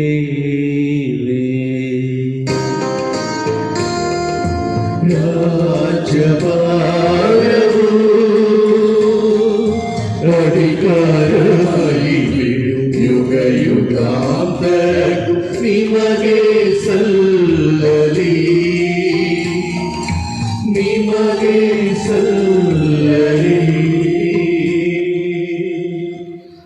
ಪ್ರಭು ಯೇಸು ಕ್ರಿಸ್ತರೇ, ನಿಮ್ಮ ಪ್ರೇಷಿತರಿಗೆ ನಿಮಗೆ ಶಾಂತಿಯನ್ನು ಬಿಟ್ಟು ಹೋಗುತ್ತೇನೆ, ನನ್ನ ಶಾಂತಿಯನ್ನೇ ನಿಮಗೆ ಕೊಡುತ್ತೇನೆ ಎಂದು ಹೇಳಿದ್ದೀರಿ. ನಮ್ಮ ಪಾಪಗಳನ್ನು ಲಕ್ಷಿಸದೆ ನಿಮ್ಮ ಧರ್ಮಸೇವೆಯ ವಿಶ್ವಾಸವನ್ನು ಈಕ್ಷಿಸಿರಿ. ಅದಕ್ಕೆ ನಿಮ್ಮ ಚಿತ್ತದ ಪ್ರಕಾರ ಶಾಂತಿಯನ್ನು, ಐಕ್ಯತೆಯನ್ನು ದಯೆಯಿಂದ ದಯಪಾಲಿಸಿರಿ. ಯುಗ ಯುಗಾಂತರಕ್ಕೂ ಜೀವಿಸಿ ಆಳುವ ನಿಮ್ಮನ್ನು ಪ್ರಾರ್ಥಿಸುತ್ತೇವೆ. ಆಮೆನ್. ಪ್ರಭುವಿನ ಶಾಂತಿ ಸದಾ ನಿಮ್ಮೆಲ್ಲರೊಡನೆ ಇರಲಿ. ನಿಮ್ಮ ಆತ್ಮದೊಡನೆಯೂ ಇರಲಿ. ಸಹೋದರ ಸಹೋದರಿಯರೇ, ಪರಸ್ಪರ ಶಾಂತಿಯನ್ನು ಸಮರ್ಪಿಸಿಕೊಳ್ಳೋಣ.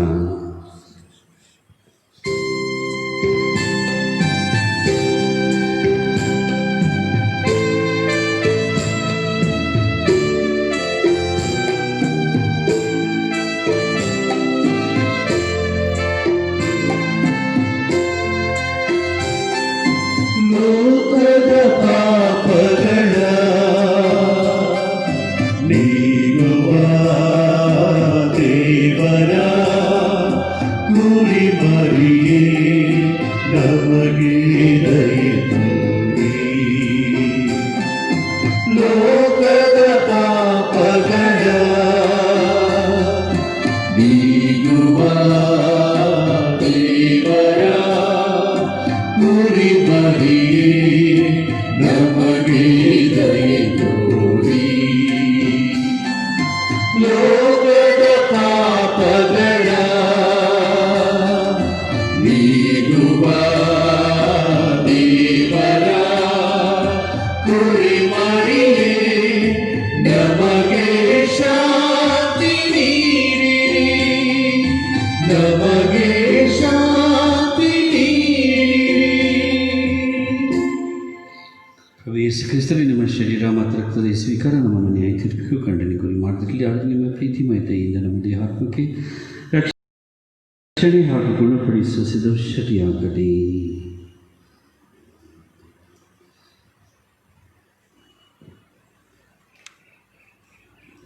ಇಗೋ ದೇವರ ಕುರಿಮರಿ, ಇಗೋ ಇವರೇ ಲೋಕದ ಪಾಪಗಳನ್ನು ಪರಿಹರಿಸುವವರು. ಕುರಿಮರಿಯ ಭೋಜನಕ್ಕೆ ಆಹ್ವಾನಿತರು ಭಾಗ್ಯವಂತರು. ಪ್ರಭು ತಾವು ನನ್ನ ಮನೆಯನ್ನು ಪ್ರವೇಶಿಸಲು ನಾನು ಪಾತ್ರನಲ್ಲ, ಆದರೆ ತಾವು ದೇವರ ಮಾತನ್ನು ನುಡಿಯಿರಿ, ನನ್ನ ಆತ್ಮವು ಸ್ವಸ್ಥವಾಗುವುದು. ಅಮರ ಜೀವಕ್ಕೆ ಕ್ರಿಸ್ತರ ಶರೀರ ರಕ್ತ ನಮ್ಮನ್ನು ಕಾಪಾಡಲಿ. ಆಮೇಲೆ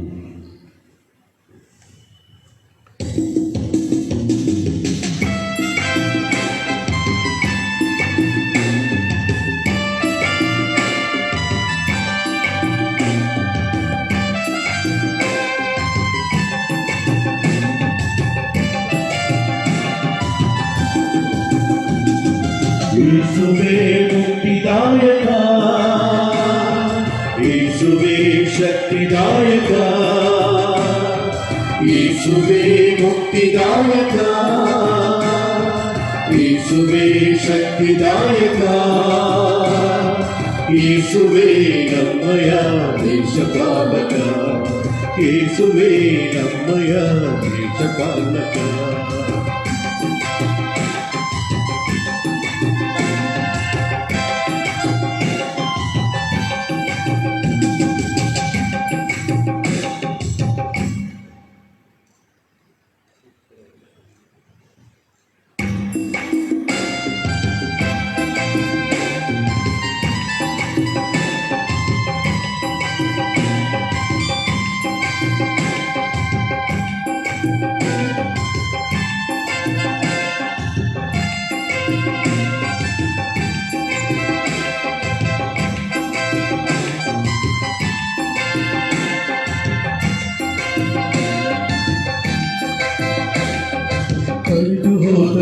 ಕುರಿಮರಿಯ ಹುಡುಗುವೆ ನೀನು, ದಾರಿ ತಪ್ಪಿ ನಡೆವ ನಮ್ಮ ಸಲಹುವೆ ನೀನು. ಕಳೆದು ಹೋದ ಕುರಿಮರಿಯ ಹುಡುಗುವೆ ನೀನು, ದಾರಿ ತಪ್ಪಿ ನಡೆವ ನಮ್ಮ ಸಲಹುವೆ ನೀನು. ಶಾಂತಿ ಸುದೆಯನು ನೀಡುವೆ ನೀನು, ಜೀವ ಜ್ಯೋತಿಯ ಬೆಳಗುವೆ ನೀನು, ಬೆಳಗುವೆ ನೀನು. Amen hallelujah, amen hallelujah, amen hallelujah, amen hallelujah. ಯೇಸುವೇ ಮುಕ್ತಿದಾಯಕ, ಯೇಸುವೇ ಶಕ್ತಿದಾಯಕ, ಯೇಸುವೇ ಮುಕ್ತಿದಾಯಕ, ಯೇಸುವೇ ಶಕ್ತಿದಾಯಕ, ಯೇಸುವೇ ನಮ್ಮಯ ದೇಶಪಾಲಕ, ಯೇಸುವೇ ನಮ್ಮಯ ದೇಶಪಾಲಕ. Amen hallelujah, amen hallelujah, amen hallelujah, amen hallelujah. ಪ್ರಭು ಯೇಸು ಕ್ರಿಸ್ತರೇ, ಆನ್ಲೈನ್ನಲ್ಲಿ ದಿವ್ಯ ಬಲಿ ಪೂಜೆಯನ್ನು ವೀಕ್ಷಿಸುತ್ತಿರುವ ಭಕ್ತ ವಿಶ್ವಾಸಿಗಳೆಲ್ಲರೂ ನಿಮ್ಮ ಶರೀರ ಮತ್ತು ರಕ್ತದ ಪೋಷಣೆಯಿಂದ ವಂಚಿತರಾಗಿದ್ದಾರೆ. ಅವರೆಲ್ಲರಿಗೂ ನಿಮ್ಮ ಕೃಪೆ, ನೆರವು, ವರದಾನಗಳನ್ನು ಕೊಡಿರಿ. ವಿಶೇಷವಾಗಿ ಈಗ ಕಣ್ಣು ಮುಚ್ಚಿ ಜ್ಞಾನಾಸಕ್ತರಾಗಿ ನಿಮ್ಮನ್ನು ಆಧ್ಯಾತ್ಮಿಕವಾಗಿ ತಮ್ಮ ಎದೆಯಾಳದಲ್ಲಿ ಪ್ರಸನ್ನರಾಗಲು ಆಹ್ವಾನಿಸುತ್ತಿರುವ ಇವರಲ್ಲಿ ಪ್ರತ್ಯಕ್ಷರಾಗಿ ನುಸುಳಿರಿ. ಇವರಿಗೆ ನಿಮ್ಮ ಆಧ್ಯಾತ್ಮಿಕ ಆಹಾರವನ್ನು ಆಧ್ಯಾತ್ಮಿಕವಾಗಿ ದಯಪಾಲಿಸಿರಿ. ಆಮೇನ್. ಪ್ರಾರ್ಥಿಸೋಣ.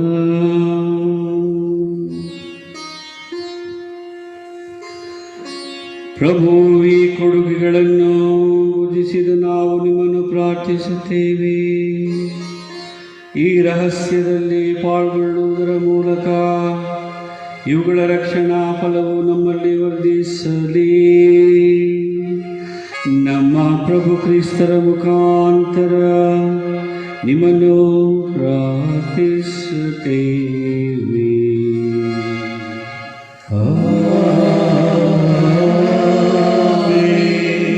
ಪ್ರಭು ನಿಮ್ಮೊಡನೆ ಇರಲಿ, ನಿಮ್ಮ ಆತ್ಮದೊಡನೆಯೂ ಇರಲಿ. ಸಕಲ ಸ್ವಾಂತನದ ಮೂಲವಾದ ದೇವರು ತಮ್ಮ ಆಶೀರ್ವಾದದ ಕೊಡುಗೆಗಳನ್ನು ನಿಮ್ಮೆಲ್ಲರಿಗೂ ನೀಡಿ ಜೀವನದಲ್ಲಿ ನಿಮಗೆ ಶಾಂತಿಯನ್ನು ಮುನ್ನಡೆಸಲಿ.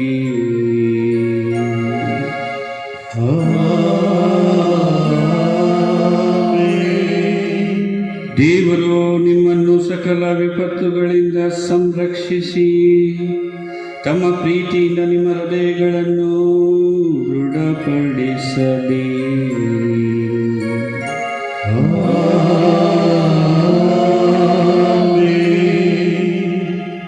ದೇವರಿಗೆ ಅಭಿಮುಖರಾಗಿ ತಮ್ಮ ಫಸಲನ್ನು ಅಧಿಕವಾಗಿ ದೇವರ ನಿರೀಕ್ಷೆಯಂತೆ ಹಿಂದಿರುಗಿಸಿ ದೇವರ ಪ್ರೀತಿಗೆ ಪಾತ್ರರಾಗುವಂತೆ ಆಗಿರಿ.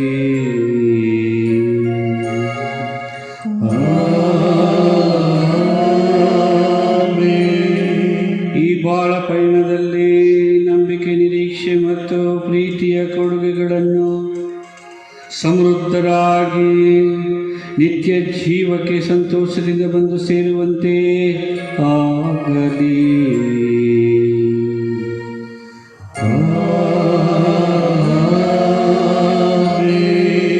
ಸರ್ವಶಕ್ತ ದೇವರಾದ ಪಿತಾ, ಸುತ ಮತ್ತು ಪವಿತ್ರ ಆತ್ಮರ ಆಶೀರ್ವಾದ ನಿಮ್ಮ ಮೇಲೆ ಇಳಿದು ಬಂದು ಸದಾ ನಿಮ್ಮಲ್ಲಿ ನೆಲೆಸಲಿ.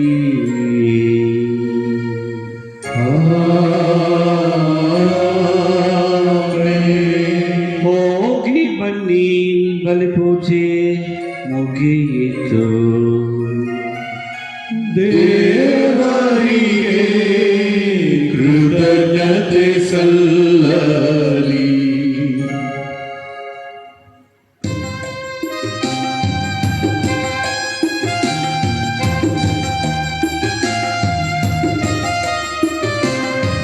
ಸಂತೋಷದ ಸಂದೇಶವು ಶ್ರೀ ಸ್ವಾಮಿಯ ಸುಸಂದೇಶವು. ಈ ವಾಕ್ಯವಾನ ಸಾರಲು ಹೊರಟಿರುವೆ ಜಗದಿಂದ. ಈ ವಾಕ್ಯವಾನ ಸಾರಲು ಹೊರಟಿರುವೆ ಜಗದಿಂದ. ಸಂತೋಷದ ಸಂದೇಶವು ಶ್ರೀ ಸ್ವಾಮಿಯ ಸುಸಂದೇಶವು.